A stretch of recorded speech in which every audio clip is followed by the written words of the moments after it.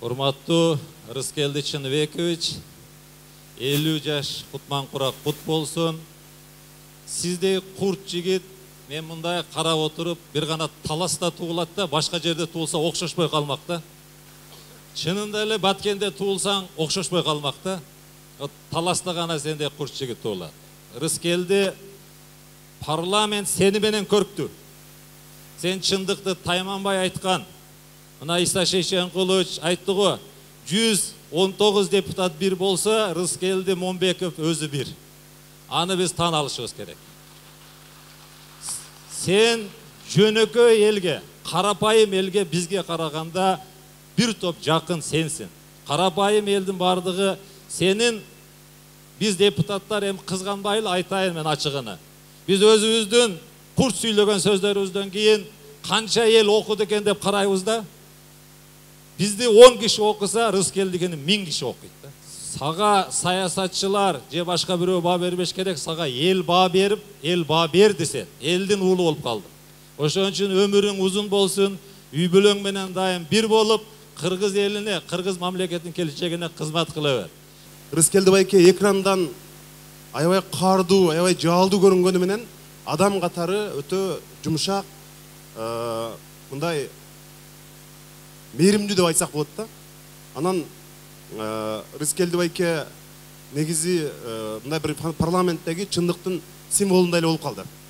Өткөндө бейшемби күнү разный деп коебуз, биз ар түрдүү маселелерди көтөрүп атканда парламентте журналисттер менен мен жакынмын деп мага чалат, Рыскелди байке көрүнөбү көрүнбөйбү дейт. Бүгүн көрүнбөйт десек анда кете берели дейт.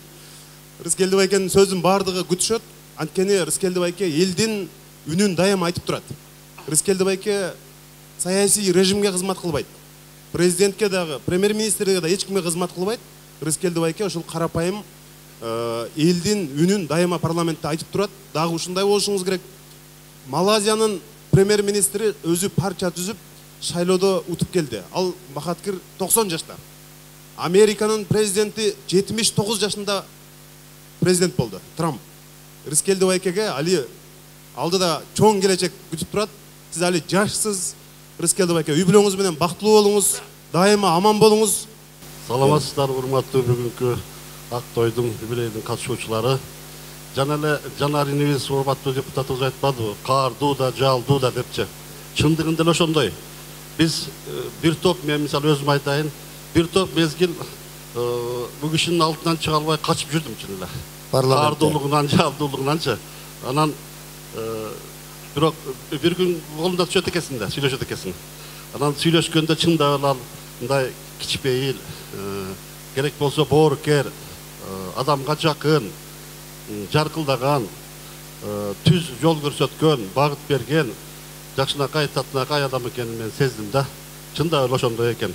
Бүгүн дагы жакшынакай сөздөрдөн, кептерден бул кишинин ким экендигин биз даана көрүп турабыз, сезип турабыз. Чын эле бир эле парламентте эмес, Кыргызстанды бул киши элестетиш кыйын. Бир жака алыска барып калсаң, же бир жактарда жүрүп калсаң, Кыргызстанды эстегенде биринчилерден болуп ушу киши даана мындай көз алдыңа тартылат да. Ушу болгондо, ушул турганда балким башкачараак болот эле деп сөзбөр, оозунда сөзү бар киши дайыма элге керек эмеспи? Ылайым бар болуңуз, Рыскелди, дайыма эсен болуңуз, үй бүлөңүз менен аман болуңуз, эл үчүн кызмат кыла бериңиз. Манас атабыз кылычы менен дүйнө жүзүн баскан болсо, басып алган болсо, Чыңгыз агабыз калеми менен дүйнө жүзүн багынткан. Ал эми Чолпонбай агабыз болсо, элибиз үчүн өзүнүн жүрөгүн биринчилерден отко тоскон. Менин досумдун дагы Рыскелди, сен де ошондо каныңда бар. Сен ошондуктан жазуучусуң, ошондуктан баатырсың, ошондуктан жоо келсе керек болсо курал алып чыгасың.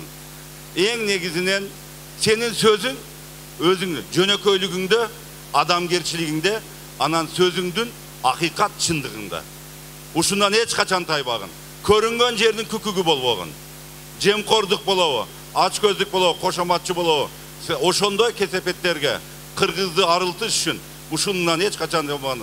Эң анан жараткан өзү колдоп, аяш менен бактылуу карытын доорун сүрүп, кыргыз үчүн кызмат кыла берген. Рыскелди досум, Рыскелди тууганым, урматтуу аяш, бүгүнкү торколуу той кут болсун. эми Рыскелди айтыла турган жакшы сөздөрдүн баары айтылды.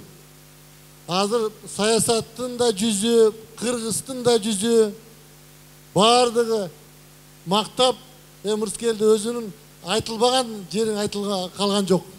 Ошондуктан бүгүн ким чыкса, бардыгы сүйлөгөндөн бирке тартынып аткандай көрүнүп атат да магачы. Бардыгыбыз эле сени уга берип, эми эмне деп айтабыз деп чыкканда бардыгы ойлонуп эле мындай терең ойлонуп баштап атабыз да. Эми Рыскелди досум, тууганым, сен эми кыргызды мактасаң, кара сөз менен айтсаң, сени жазуучу дейбиз. Сүйүү жөнүндө айтсаң, сени акын дейбиз. Саясатты айтсаң, сени жамакчы дедик. Кайгыны айтсаң, сени кошокчу дейбиз. Иши кылып сен кыргыз элинде кандай, кыргыз жигитине, кыргыз элине кандай сапат болсо, маданиятта, чыгармачылыкта бардыгы сенде бар. Кыргыздын маңдайына жазылган жылдыз болуп жүрө бер. Куттуктайм.